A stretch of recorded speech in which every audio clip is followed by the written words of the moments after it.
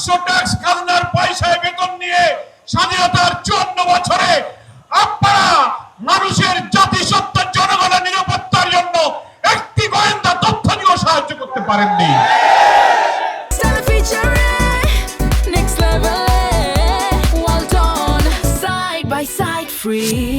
ওসমান হাদি শুধু একটি মানুষ নয়, শুধু ইনকিলাব মঞ্চের মুখপত্র নয়, তিনি হচ্ছেন ভারতীয় আধিপত্যবাদ বিরোধী জনতার ঐক্যের প্রতীক।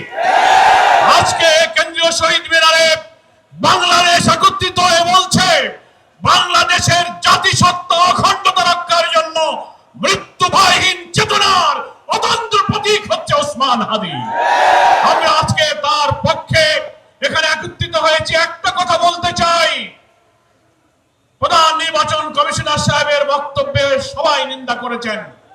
কি করে আপনি বলতে পারলেন এটা বিচ্ছিন্ন ঘটনা?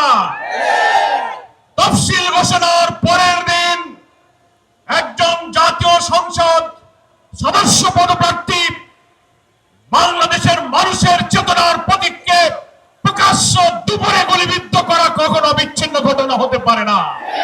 আপনি বাংলাদেশের মানুষের সংস্কৃতি, জাতিসত্তা, মূল্যবোধ সম্পর্কে যদি ন্যূনতম ধারণা থাকে তাহলে বুঝতে হবে বাংলাদেশকে ভারতের করদ্রাজ্য যারা বানাতে চায়, আমাদেরকে যারা সেবাদার বানাতে চায়, এই দেশকে গ্রাস করার পরিকল্পনার অংশ হচ্ছে হাদির উপরে আক্রমণ। এটা বিচ্ছিন্ন নয়, এটা একটা প্যাকেজ প্রোগ্রাম। আমি বিস্মিত।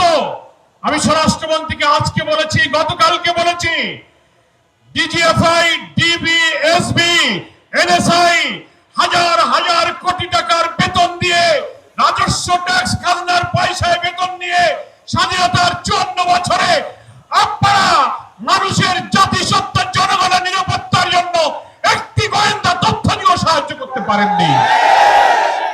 তা না হলে তার উপর আক্রমণের 2-3 দিন আগের থেকে সে বলছে আমার জীবনের নিরাপত্তা নেই, আমি নিরাপত্তাহীনতায় ভুগছি, আমি গুলিবিদ্ধ হতে পারি, আমার দুঃখ নেই, আমি গুলিবিদ্ধ হলে তোমরা বিচার করো, আমার ছেলেটাকে তোমরা দেখে রেখো। এত বড় কথা বলা মিডিয়াতে, সোশ্যাল মিডিয়াতে, ইন্টেলিজেন্স সবাই জানার পরেও তার নিরাপত্তায় গোয়েন্দা সংস্থা কি ব্যবস্থা গ্রহণ করেছে? এই যে ইন্টেলিজেন্স ফেলিওরের জন্য সরকারকে জবাব দিতে হবে।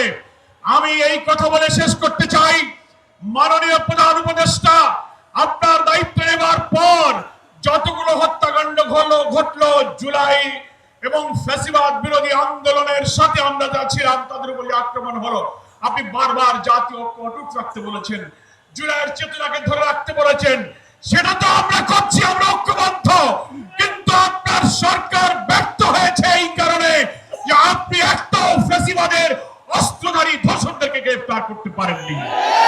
আমরা আজকে দাবি জানাতে চাই, রাজধানী ঢাকা থেকে বাংলাদেশের গ্রামে গঞ্জে, শহরে, নগরে, বন্দরে প্রত্যেকটি থানায় আপনার পুলিশ অফিসাররা জানে সশস্ত্র অস্ত্রধারী কারা, তাদের তালিকা থানায় আছে, অবিলম্বে তাদেরকে গ্রেফতার করুন। আমরা জুলাই যোদ্ধা আমাদের প্রিয় ভাই ওসমান হাদির আশু আরোগ্য কামনা করি।